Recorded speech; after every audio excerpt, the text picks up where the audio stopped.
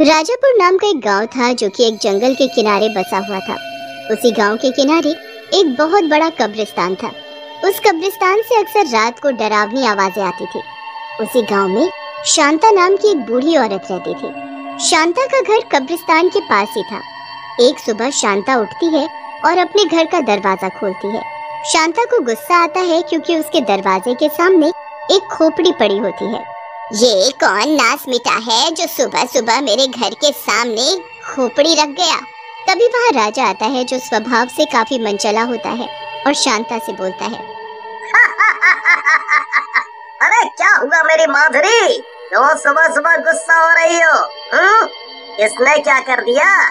राजा की बात सुनकर शांता को और गुस्सा आ जाता है और राजा को डांटते हुए बोलती है, भाग यहाँ से, आ गया सुबह सुबह मस्खरी करने। जा अपनी माँ को बोल, माधुरी, एक तो पता नहीं किसने ये जानवर की खोपड़ी मेरे घर के सामने डाल दी है।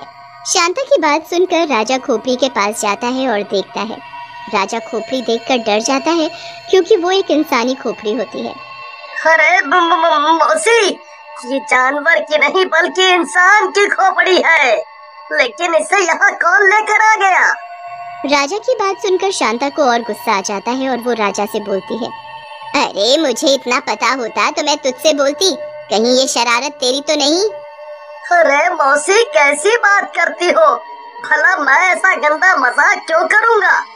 तभी वहाँ दो गांव वाले रामू और भीखू आ जाते हैं और पड़ी हुई खोपड़ी को देखकर बोलते हैं, अरे ये सब क्या है? ये इंसानी खोपड़ी कहाँ से आ गई? इसे यहाँ कौन लाया? मैं इसे लाया, इसमें डालकर नारियल पानी पीना है। कैसी बात कर रहे हो तुम? भला हमें पता होता तो हम यहाँ ऐसे हैरान और परेशान कैसे होते हैं? चलो अब इस खोपड़ी को फेंक देते हैं। फिर वो तीनों खोपड़ी को उठाकर कब्रिस्तान में फेंक देते हैं और अपने अपने घर चले जाते हैं। अगले दिन सुबह शांता के घर के बाहर खोपड़ी पड़ी होती है। शांता इससे पहले कुछ समझ पाती, वहाँ और भी गांव वाले आ जाते हैं। सब गांव वालों के हाथ में इंसानी खोपड़ी होती है। अरे ये सब क्या है गांव वालों, आज तुम्हारे घर के सामने भी इंसानी खोपड़ी, ये कैसे आई? तभी दीनू नाम का गांव वाला बोलता है, अरे मौसी, क्या बताऊं आपको, कल रात मेरे दरवाजे से जोर से कोई चीज टकराई। मुझे लगा कोई शराबी होगा, पत्थर फेंक रहा होगा। सुबह उठकर देखा तो ये इंसानी खोपड़ी निकली, और मैं ही नहीं, और भी गांव वालों के घर के आगे से ये इंसानी खोपड़ी मिली है। इसके बाद तो मानो ये रोज की बात हो जाती है। हर रोज गांव में इंसानी खोपड़ी मिलने लग जाती है, जिसके कारण गांव वाले परेशान हो जाते हैं और एक दिन पंचायत में इकट्ठा होते हैं। पंचायत में दीनू सरपंच जी से बोलता है, अरे सरपंच जी कुछ करिए, ये तो रोज की बात हो गई है। अब हम काम धंधा करें या ये खोपड़ियाँ इकट्ठा करें? दीनू बेटा, ऐसे गुस्सा नहीं होते, पहले हम गांव वालों को ये तो पता करना होगा कि ये रोज रोज इंसानी खोपड़ी आ कहाँ से रही है, तभी हम लोग भी इस समस्या का इलाज कर पाएंगे। फिर गांव वाले मिलकर फैसला लेते हैं कि रात में वो लोग देखेंगे कि इंसानी खोपड़ी कहाँ से आ रही है। रात हो जाती है, लेकिन गांव वाले डर के मारे घर के अंदर ही छिपकर बैठे रहते हैं। तभी एक गांव के दरवाजे से खोपड़ी आकर टकरा जाती है। गांव वाला दरवाजा खोलने के लिए आगे बढ़ता है। लगता है ये खोपड़ी ही है जो मेरे दरवाजे से टकराई है। मैं बाहर जाकर देखता हूँ। गांव वाले की बात सुनकर उसकी पत्नी बोलती है, चुप करके बैठो, बड़े आए बाहर जाकर देखने वाले, अभी कोई चुड़ैल मिल गई तो तुम्हारा भी नारियल बना देगी, कहीं जाने की जरूरत नहीं है। तभी वहाँ राजा और रामू आ जाते हैं। रामू राजा से बोलता है, अरे राजा भैया, यहाँ तो जमकर खोपड़ी गिर रही है, जैसे बारिश हो रही है। सही कह रहे हो रामू भैया, लेकिन एक बात आपने ध्यान दी, ये सारी खोपड़ी कब्रिस्तान की तरफ से आ रही है, क्यों ना वहीं चलकर देखा जाए? फिर राजा और रामू कब्रिस्तान की ओर चल पड़ते हैं। जैसे ही वो कब्रिस्तान पहुंचते हैं, उन्हें जोर जोर से हंसने की आवाजें आती हैं। अंदर का नजारा देखकर दोनों बहुत घबरा जाते हैं। अंदर कई कंकाल और चुड़ैल क्रिकेट खेल रहे होते हैं। ये सब क्या हो रहा है राजा भैया? अंदर तो चुड़ैलों का IPL चल रहा है। सही कह रहे हो रामू। मैंने तो ऐसा नजारा कभी नहीं देखा। चुड़ैलें, वो भी क्रिकेट खेलते हुए। कब्रिस्तान में एक कंकाल जो कि बैटिंग कर रहा होता है, बॉलिंग कर रही चुड़ैल से बोलता है, चुड़ैल मौसी, इस बार मेरा शॉट देखना, सीधा गांव में जाकर ही गिरेगी ये खोपड़ी।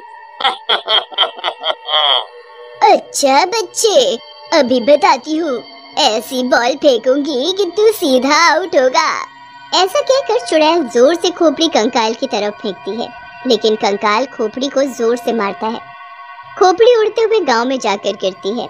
ये देखकर वहां खड़ी एक और काली चुड़ैल बोलती है, ये मरियल कंकाल इतनी जोर से मारता है, हर बार खोपड़ी गांव में जाकर गिरती है।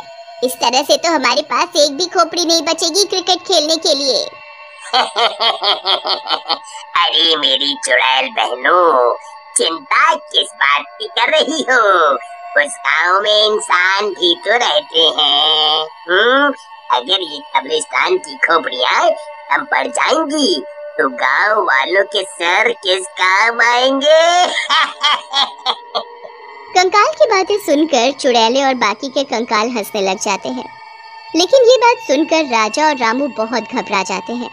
अरे राजा भैया, ये तो हम गांव वालों को मारने की योजना बना रहे हैं। एक बार इस कब्रिस्तान में खोपड़ियाँ खत्म तो ये हम गांव वालों के सर से क्रिकेट खेलेंगे। अरे तुम बहुत फट्टू हो भाई।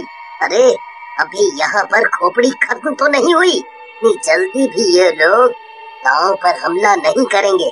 तुम घबराओ मत और इनका मैच देखो। फिर रामू और राजा छुपकर चुड़ैलों और कंकालों का मैच देखने लगते हैं। पूरी रात मैच चलता रहता है, लेकिन जैसे ही दिन होने लगता है, कंकाल और चुड़ैलें एक बड़ी कब्र में घुस जाते हैं। ये सब राजा और रामू कब्रिस्तान में खड़े खड़े देख लेते हैं और फिर वापस जाकर गांव वालों को सारी बात बताते हैं। उन दोनों की बातें सुनकर गांव वाले बहुत घबरा जाते हैं। भैया, ये सब चुड़ैलों और शैतानों का मामला लगता है। हम इंसानों के बस का नहीं है इनसे लड़ना। मैं तो कहता हूँ गांव खाली करके कहीं और चलते हैं। कैसी बात कर रहे हो भिखू? हम अपने गांव को ही छोड़ दें, वो भी चुड़ैलों के डर से? ऐसा कभी नहीं हो सकता। सही कह रहे हो राजा बेटा, इन चुड़ैलों के डर से हम गांव वाले क्यों छोड़े अपना घर? ऐसा नहीं हो सकता। हम कोई ना कोई रास्ता जरूर निकाल लेंगे। ऐसा कहकर सरपंच वहाँ से चले जाते हैं। उसी रात चुड़ैल और शैतान फिर से क्रिकेट खेलते हैं, जिसकी वजह से गांव में फिर से खोपड़ियाँ आकर गिरती हैं। अगली सुबह कुछ गांव वाले डर के मारे गांव छोड़ने का निर्णय कर लेते हैं और जाने लगते हैं। तभी वहाँ सरपंच जी आ जाते हैं।